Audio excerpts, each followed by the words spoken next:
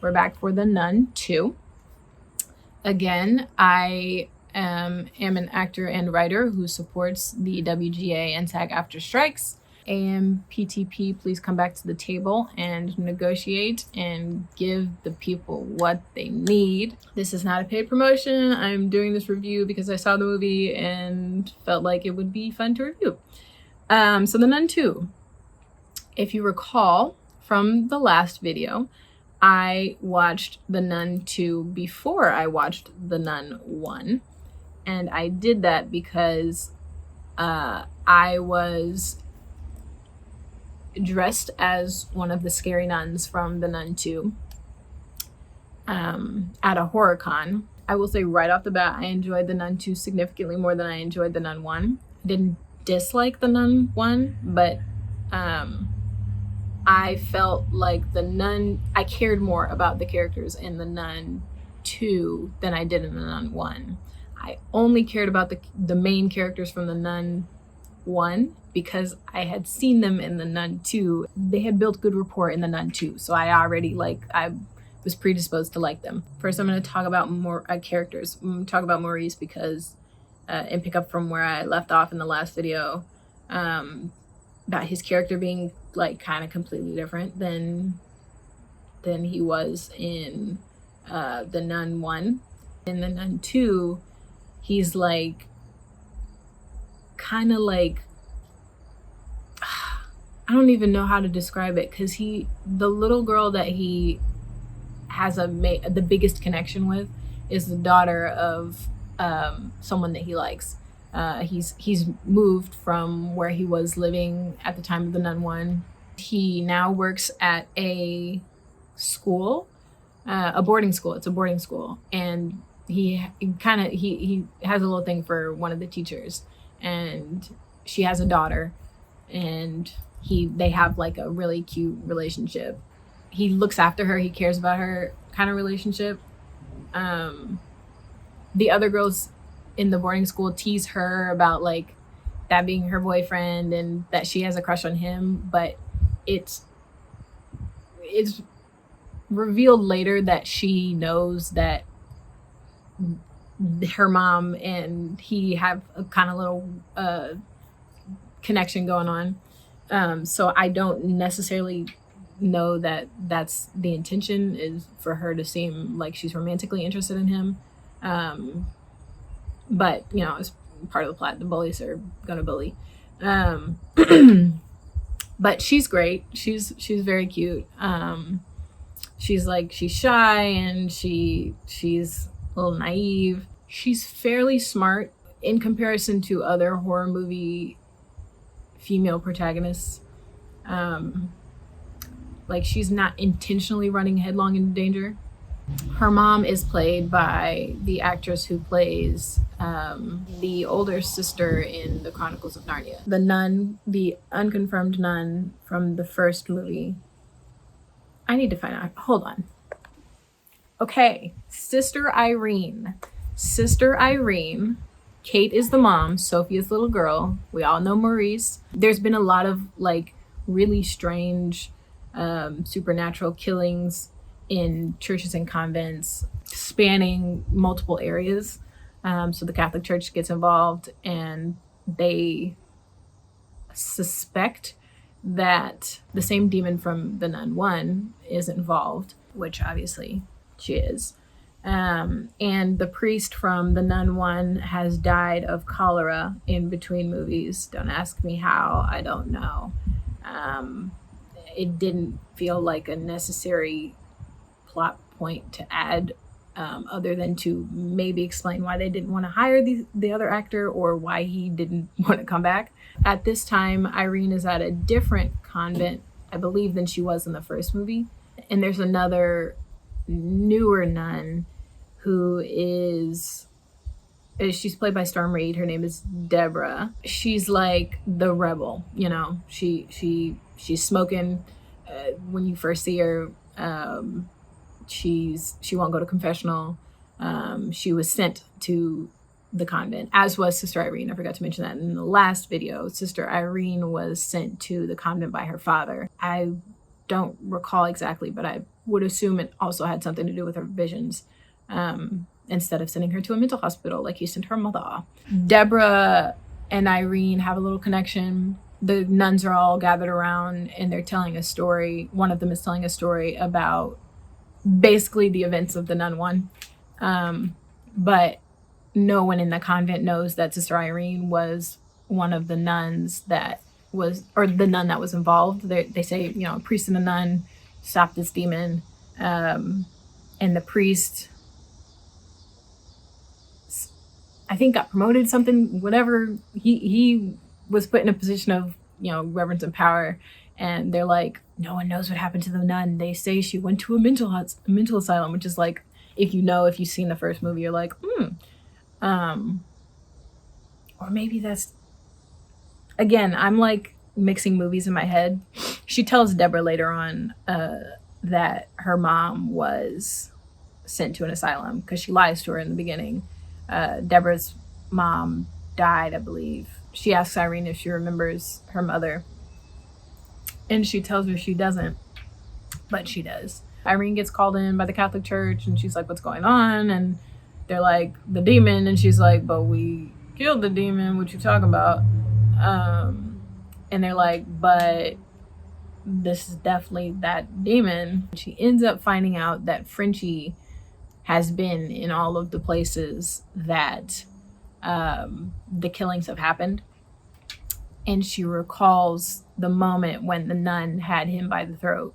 And she basically figures out that the nun possessed him in that moment, which is how she was able to escape the convent and also just be traveling around the world, because he's a world traveler. He's settled at this, you know, led by the nun, has settled at this school where there just happens to be an ancient relic that gives great power. It can be used to destroy Valak, or it can be used by Valak. It's later revealed that Valak may be a fallen angel and is looking to regain those angelic powers. They're the eyes of Saint Lucia, I think, is what the relic is. She was murdered, and they gouged out her eyes before they murdered her, before they burned her. They was doing crazy stuff to women back in the day. So she goes, and Sister Deborah like sneaks and joins her. She's not supposed to. She's like, you're gonna get killed. I barely made it out the last time, and your faith is nowhere near as strong. But Deborah's like, you need help, so I'm coming. Sorry. So they go. At the school, crazy stuff starts happening. The girls are bullying Sophie, and they take her into the chapel, which is condemned. Basically, bombs had hit the area. Interesting, because I'm pretty sure that's what happened to release Valak in the first movie, is bombs had hit the convent and basically broken the seal. Anyway, bombs hit the area, I believe, and killed the headmaster's son and basically destroyed the chapel to the point where it's not safe to be in there. So she's locked the door. I also think she's probably locked the door because that's where her son died, and less so because it's like on the brink of immediate collapse. But so they trick Sophie into going in there, and then there's a stained glass window with a picture of a goat, and the eye lights up red when the sun hits it at a certain angle, so at a certain time of day.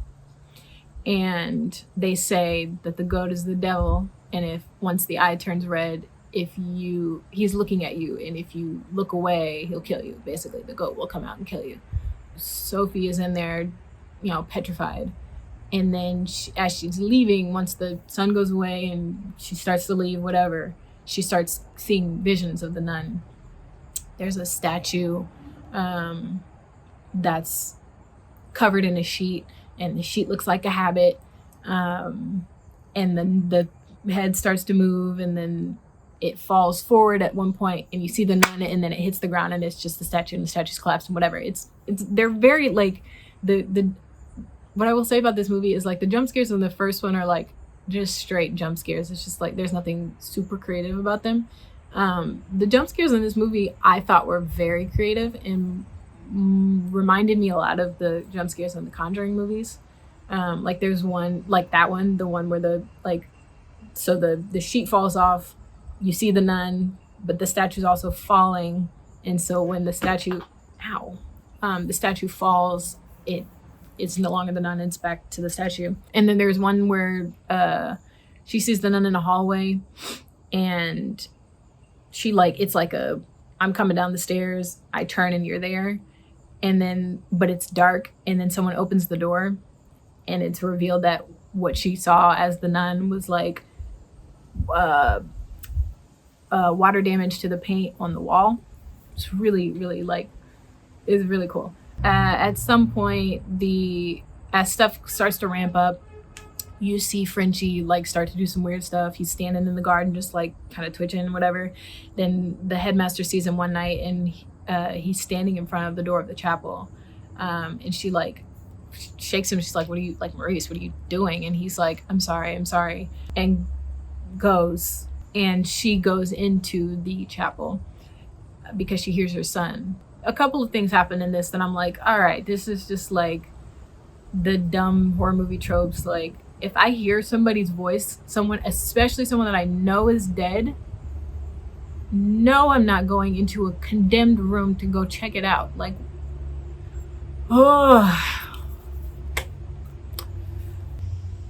She goes in there, and basically there's a part where the nun is has her hand on the vision of her son's head, and he's swinging the little thingy that smokes, the altar boys bring down, it swings and they're smoking whatever. So he starts whacking her with that, and then gets her to a point where she hits something, and again, because the room is somewhat unstable, she knocks just the right beam that knocks this big heavy hook down, and it hits her on the head and kills her. Sophie's mom finds her because the door is unlocked. The door to the chapel's unlocked, and so she gets curious, and she's like, what's going on in here? And she goes and finds the dead body of the headmaster. Stuff ratchets up, and Irene realizes it, and so they're her and Deborah are rushing to get to the school. They get there, and this is soon after, during this time, she's figured out what the relic is and what she needs, whatever, and that it's probably at the school, blah, blah. So they get there, and she sees crazy stuff had just happened with Kate and Sophie and Maurice, and so he's protecting them, whatever. And then Irene runs in, and she knows that Valak has possessed him, and she sees him with them, and she's like, get away from them. And he's like, what are you talking about? He's kind of in oh, I'm so glad to see you, stuff's happening, you need to help me, the demon's here. He knows the demon's there, he just doesn't know it's in him. She's like, get away from them. He's like, what are you talking about? And she's like, it's in you, it's possessed you. That scene hit me. That acting in that moment, I was like, because he crumples when he realizes he's put the people he cares about in danger. The emotion that you see on his face, and the realization, and then he's probably going, in his head, all of these weird things that have happened in the places that he's been. I'm sure he's thinking he's putting the pieces together, and then he's also I'm gonna die, this demon has possessed me, you have to kill it, but that might kill me. It was such a good scene, such a good moment. And then Valak is well, cover's blown, so fully takes over him, and his eyes go yellow, and there's it's similar to the effect of the vampires and Vampire Diaries. The veins under the eyes and stuff show up more prominently. But this is something that I still am not sure if it was intentional, but throughout, especially again after seeing the Nun 1, I recognize the difference more. There's very dramatic bags under his eyes, under one more than the other. And at first I was that's interesting that they chose not to cover that. If the actor just has heavy eye bags, it's shocking that they decided not to, do some stuff to kind of conceal that. But I'm wondering if it's because he's been possessed the entire movie, if that was an intentional choice that they made to be he's sleepless nights and he's sleepwalking and doing all this stuff, and so it shows on his face, even though most people wouldn't recognize it. that may be me reaching and reading too much into it, but also that would be something that I would do. So the goat in the window, in the stained glass window, the eye lighting up points to the spot on the ground where the thing is hidden. So they go and get the bag with the little container that I guess has eyeballs in it. Fun scene where, you know, chasing happens, whatever. Deborah's there now, and she gets, you know, pulled back down the hallway, and he's fighting Irene and blah blah blah, and then she just like whacks him over the head with something. I don't know, whatever it was. It was very amusing to me. I found it very funny. This is less a review and more of just like an explaining and talking thing. They chain him up, tie him up, like cover his face, all of that, put him in a separate location, and then go find the relic, the eyes. Then they get it, and then we find out he's no longer tied up and whatever, and we don't know where he is. The headmaster is reanimated. Deborah separates to go get the other little girls in the school, and then the headmaster reanimates to get them.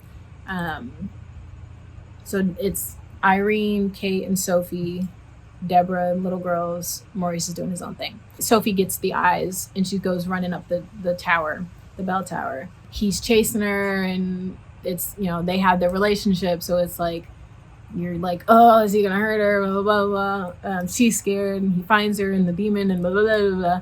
And then she like unintentionally uses the power of the eyes a little bit to like hurt him, whatever, get away, so she can get away, and the tower starts crumbling. At some point, Valak gets the eyes and starts like unlocking the power. Then they're all together. I think it's Irene, Deborah, Sophie's in the building, Kate is with the other girls. Kate's gone to find the other girls now. So Valak comes out of Maurice.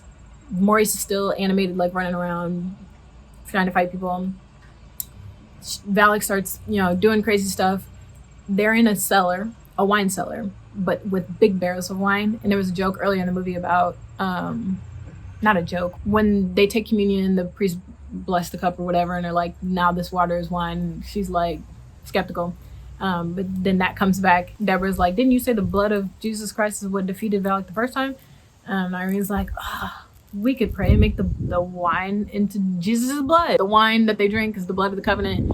It becomes Jesus' blood. So that's what they're going to do. They're going to turn this wine into a bunch of blood. Jesus' blood. So they do, basically. And it's a fun little scene, just like bunches of exploding caskets of wine that are blood now. Valak melts. But this is the part that confused me, because they do end up saving Maurice. Maurice is still alive, thankfully. I would have been hurt if he was dead, if he was killed. I think he's my favorite character. In the first Nun, the little post-credit scene shows that he's still possessed by Valak at the time that Vera Farmiga and Patrick Wilson's character. The events of the Nun and the Nun II take place in the 50s. The Conjurings take place in the 70s. The one with Valak in it. So he's still possessed by Valak in the 70s. But I'm like, if we are saying, obviously she's not for real dead, so I don't know, maybe they're gonna make a Nun 3.